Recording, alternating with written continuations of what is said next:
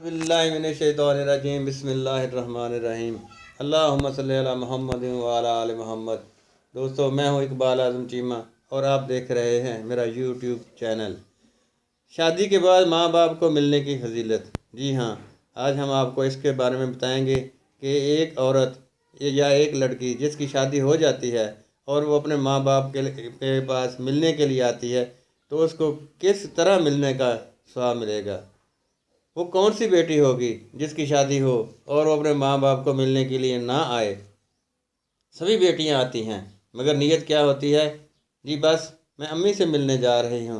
हदीस पाक में आता है कि जिस बच्ची की शादी हो जाए और वो अपने माँ बाप की ज़ियारत की नीयत कर ले कि मैं अपने माँ बाप से मिलने जा रही हूँ और खामों से इजाज़त लेकर जाए और दिल में ये हो कि इस अमल से अल्लाह राज़ी होंगे, तो अल्लाह ताला हर कदम पर इसको 100 नेकियां अता फरमा देते हैं, 100 गुनाह माफ़ कर देते हैं और जन्नत में 100 दर्जे बुलंद कर देते हैं।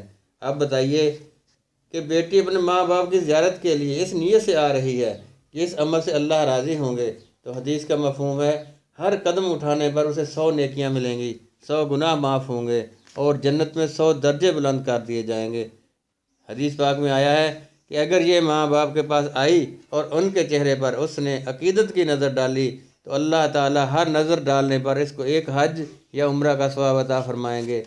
सहाबा कराम रिज़वान अल्लाह अलैहिम ने पूछा कि अल्लाह के नबी सल्लल्लाहु अलैहि वसल्लम, जो आदमी अपने माँ बाप को बार बार मोहब्बत और अकीदत की नज़र से देखे, अल्लाह के नबी ने सल्लल्लाहु अलैहि वसल्लम ने फरमाया जितनी बार देखेंगे इतनी बार हज या उम्रा का सवाब अता किया जाएगा। दोस्तों, अल्लाह ताला आपका हामी और नासर हो।